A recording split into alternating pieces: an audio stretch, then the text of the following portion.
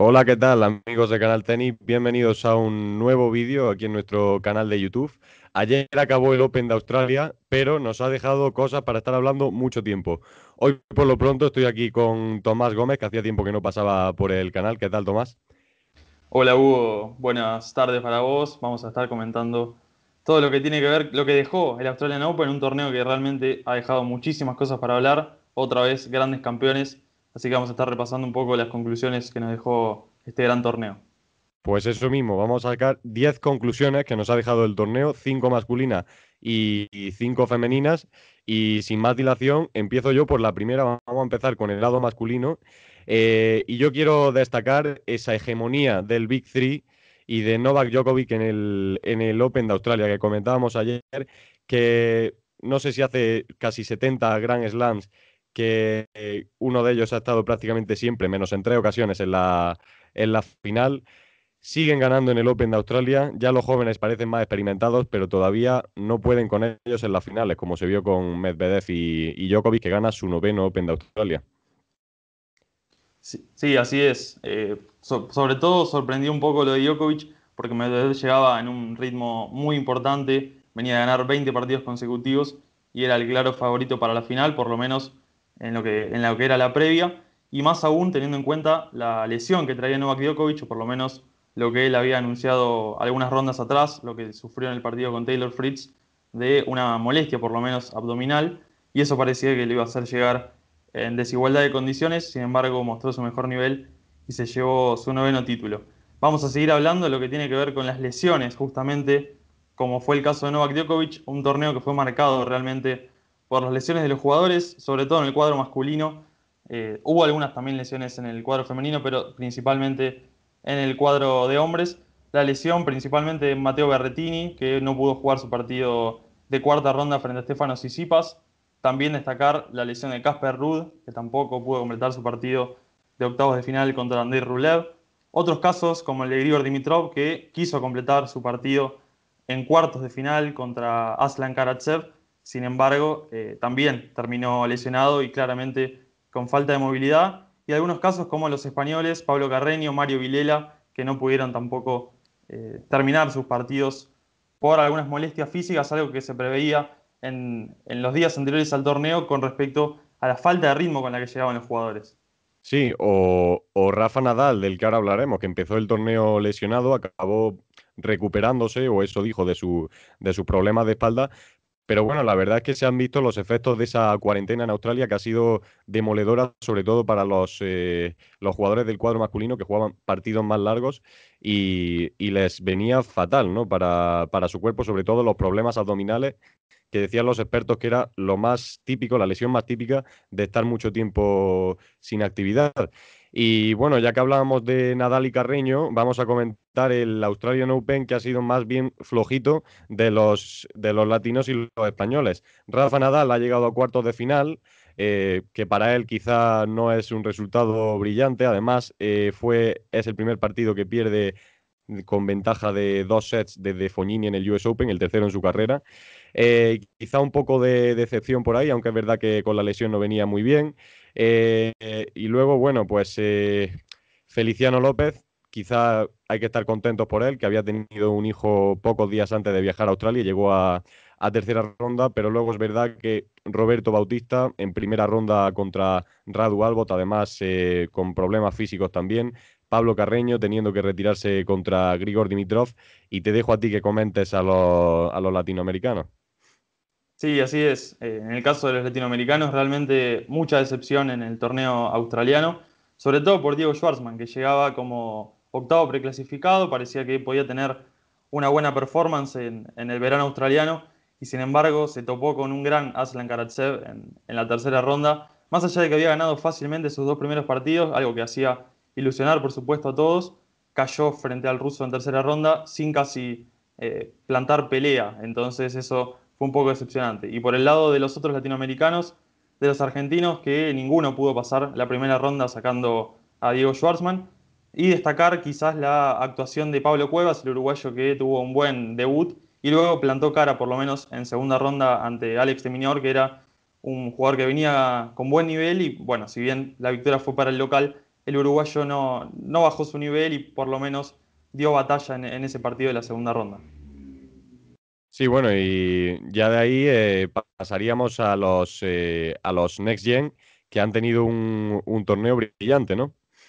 Sí, así es. Sobre todo hablar de Stefanos Tsitsipas, que se llevó seguramente uno de los partidos del torneo, eliminando a Rafael Nadal en cuartos de final y dando sobre todo la sorpresa, como decías antes, de remontar de un 0-2 en sets, terminar llevándose el partido, sobre todo no bajando en la intensidad desde lo mental, algo que usualmente a los jugadores de la Next Gen le viene fallando, digamos, la solvencia de las situaciones desde lo mental en las situaciones límite, jugando contra los tenistas del Big Three o jugadores con más experiencia en general y en torneos grandes, venían flaqueando un poco. Aquí el griego demostró que está capacitado para pelear y para, ¿por qué no?, pelear más adelante por torneos grandes, realmente llevándose los títulos. Para destacar, por supuesto, la actuación de Daniil Medvedev, que, como decíamos antes, llegaba con un gran ritmo, con una gran racha de victoria, parecía casi imbatible y tuvo un torneo excepcional. Apenas perdió 2 sets contra Filip Krajinovic, que casi lo sorprende en uno de los partidos en su camino a la final, pero apenas pudo plantar cara en la final contra Djokovic, pero el resto del torneo y lo que venía haciendo en la semana anterior en Melbourne Park fue realmente impresionante. También destacar la actuación de tanto de Zverev como de Rublev, que si bien cayeron en cuartos de final, también mostraron buen nivel, ganaron partidos que quizás antes se les complicaban. Así que una muy buena semana para ellos. Y también, bueno, como decíamos, hablando de Medvedev, hablar de otro ruso que realmente ha dado que hablar en estas semanas en Australia. Sí, bueno, Aslan Karatsev, que llegaba como número 111 del mundo, que yo personalmente lo conocí porque era uno de los doblistas del equipo ruso en la Copa ATP, pero nunca había escuchado hablar de él. Y llega y se planta en semifinales, ganando por el camino a Grigor Dimitrov, a Diego Schwartzman, a Félix Auger-Aliassime. Es decir, que no es que haya tenido un cuadro con mucha suerte y tal, no, no, no. Ha ganado a los mejores, ganó también el partido más rápido de todo el torneo en segunda ronda a Gerasimo, dejándose solo un juego. Y bueno, sin duda es la historia del torneo, ¿no? Aslan Karatsev, que además no es un jugador especialmente joven, tiene 27 años y muchos apenas habíamos oído hablar de él. De hecho, él yo creo que no se puede considerar Next Gen como los otros, pero bueno, al final llegan esos nuevos jugadores, esas revelaciones. Sin duda es la de este torneo ha sido Aslan Karatsev, que bueno, a Djokovic, al campeón, no le pudo plantar cara en semifinales, pero luego ha sabido hacer en general un torneo muy bueno y por lo menos entrar en la élite del tenis, ¿no?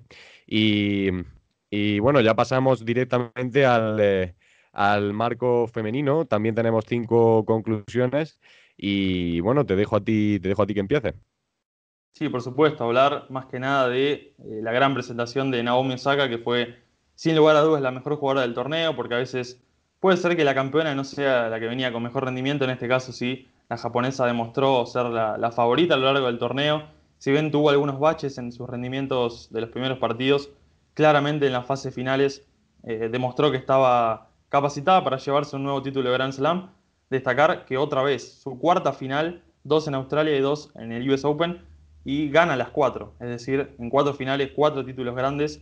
La japonesa que de a poco se va asentando como una de las grandes caras del circuito femenino, más allá de que en este momento no domine desde el ranking. Sin dudas, ha tenido unas grandes presentaciones, ni hablar de lo que ha podido hacer en semifinales contra Serena Williams, que por supuesto venía también siendo un nombre más que interesante y además una de las grandes ídolas que tiene Naomi Osaka, la estadounidense, pero realmente en el partido de semifinales jugó un tenis increíble, consiguió muchísimos winners, no le dio espacio a jugar a Serena Williams y eso hizo que pudiera llevarse la victoria en 2 sets bastante cómodos.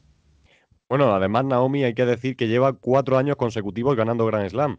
ha hecho lo mismo en las dos veces, ha ganado seguidos US Open y Australia, 2018, 2019 y luego 2020, 2021. Así que esto la destaca como una de las jugadoras más regulares que tenemos en el circuito. Y bueno, han hecho el cálculo y sin los rankings congelados sería la número uno ahora mismo, ¿no? Claro. Sin duda su nivel en este torneo ha sido de número uno y no ha sido nada malo tampoco el de Serena Williams, que sigue sin alcanzar el 24, que quizás sin haberse encontrado con Naomi Osaka podría haberse, podría haberse llevado ese ansiado título, porque es verdad que en este torneo venía quizá con algo menos de presión, porque ya no la daban tan de favorita.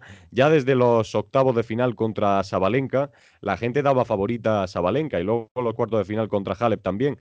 Pero sobre todo en esos cuartos de final contra Halep dio una versión de, de lo que es, de una leyenda, de la mejor de la historia, pero una lástima que al final en semifinales pues se quedara otra vez en la cuneta. Sí, además Serena, como demostró en su conferencia de prensa posterior a la derrota con Osaka, es posible que este sea su último año como profesional, o por lo menos pareció una despedida, por lo menos de los medios australianos y del público australiano. Así que habrá que ver cómo sigue el año para Serena Williams. Pero ahora vamos a hablar también de lo que fue el torneo para las latinas. Como mencionábamos antes, el gran torneo que hizo Naomi Osaka y algunos baches que tuvo en el medio. Bueno, sin duda que algunos de ellos fueron gracias a Garbiñe Muguruza que le dio una gran batalla. De hecho, tuvo puntos de partido, en su duelo de cuarta ronda. Y allí sí que la española tuvo posibilidades de vencer a la japonesa. La japonesa pudo salir adelante, se llevó esa dura batalla. Pero sí, realmente un torneo que Muguruza venía jugando muy bien. Lo mismo había pasado en la semana anterior, compitiendo en los torneos WTA que se jugaron en Melbourne. Realmente Muguruza viene manteniendo un nivel impresionante y de no ser que se cruzó con Osaka en cuarta ronda, seguramente hubiera alcanzado las rondas finales. Así que un nivel de tenis que promete mucho para lo que sigue en la temporada. Hablando de las latinas, fue un poco decepcionante la presentación de Nadia Podoroska, que había hecho también un gran papel en el Yarra Valley Classic la semana anterior. Sin embargo, aquí en el Australian Open pudo ganar su partido inicial contra Christina McHale, dejando algunas dudas, sobre todo en el primer set, y ya en segunda prácticamente no tuvo posibilidades ante una inspirada Donna Vekic, la croata que sin dudas tiene gran potencial y sigue siendo una tenista joven que puede estar más arriba tranquilamente en el ranking. Pero por el lado de la Argentina, fue un poco decepcionante que se cayera en segunda ronda, sobre todo por cómo venía y por la confianza con la que llegaba la tenista rosarina. Sí, una lástima lo de Nadia y una lástima lo de Garbiñe, porque para mí, yo creo que cualquiera que haya estado siguiendo el torneo, solo ha habido una jugadora mejor que ella en cuanto a nivel tenístico, que es Naomi Osaka, que es la que le derrotó en los octavos de final y con bolas de partido, ¿no? Una lástima que por ser la cabeza de serie número 14 se tuviera que encontrar tan pronto en el cuadro con la que acabaría siendo campeona. Y es verdad que esa parte baja del cuadro estaba muy reñida, pero la parte alta dio lugar a un montón de sorpresas y revelaciones, como pueden ser Su Weixie, que ha hecho un torneazo, con 35 años se ha metido en los cuartos de final de un Grand Slam por primera vez, y las estadounidenses, porque han llegado ahí Jennifer Brady, Serena Williams ya ni la contamos, ¿no? Pero Jennifer Brady a la final, Jessica Pegula a los cuartos de final, perdón, ganando a Vika Zarenka en primera ronda haciendo verdaderas exhibiciones. Y bueno, también diría como revelación a Carolina Mukova, que ya la conocíamos también, ella también cabeza de serie como Brady, pero que ganó a una de la que partía quizá como más favorita para muchos, que era Ashley Barty. Exactamente, y si hablamos de revelaciones también hay que hablar de decepciones, como hicimos con el cuadro masculino, y justamente toca hablar de Ashley Barty, que cayó derrotada en cuartos de final ante Carolina Mujova. Había ganado el primer set 6-1, parecía un partido que se iba a terminar muy rápido, la australiana venía muy firme, sobre todo con su gran servicio, y sin embargo hubo un bache sobre todo con un pedido de fisio para la checa, pero ahí la australiana bajó su nivel, comenzó a cometer un montón de errores. Se notaron los nervios también de ser la local y tener la presión de ser la número uno, pero sobre todo viene con eso. Al tener un año de ausencia, de no competir profesionalmente, venía de ganar el título la semana anterior al Australian Open y luego parecía en un ritmo que podía ser candidata, por lo menos a alcanzar la final y por qué no a ganar el título. Pero allí se quedó la derrota en manos de la australiana, fue eliminada por la checa y yo creo que es la decepción del torneo, porque justamente con esa condición de número uno de local, con el apoyo del público, los días que hubo en las gradas de Melbourne Park, yo creo que Ashley Barty era favorita al título y sin embargo no pudo con esa presión y terminó quedándose fuera mucho antes de lo previsto. Bueno, en su favor quizá podemos decir que perdió cuando ya no había público, pero es cierto que Barty fue de más a menos durante todo el torneo. Empezó 6-0, 6-0 en la primera ronda contra Kovinic, pero ya le surgieron las dudas en la segunda contra Gavrilova y es verdad que hasta ella misma se le veía que no estaba cómoda del todo con su tenis y sus sensaciones. Así que bueno, ahí dejamos nuestra última conclusión. Volveremos para hablar de más cosas. Un placer tenerte aquí, Tomás. Un placer, Hugo, muchas gracias, nos veremos. Y nada, nos despedimos por ahora, volveremos con otro vídeo próximamente, ya sabéis, en nuestro canal de YouTube le dais a botón de suscribirse y campanita para no perderos ninguno. Toda la actualidad del tenis está en canaltenis.com y nuestras redes sociales que son Twitter, Instagram y Facebook. Adiós.